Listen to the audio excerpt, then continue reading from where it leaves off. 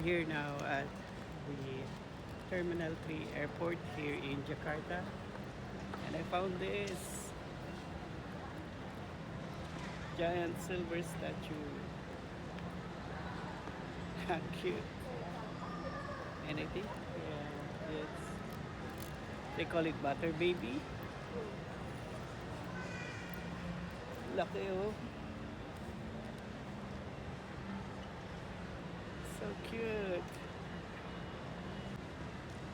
It's butter baby here in Jakarta. I have a reflection. I can see my reflection.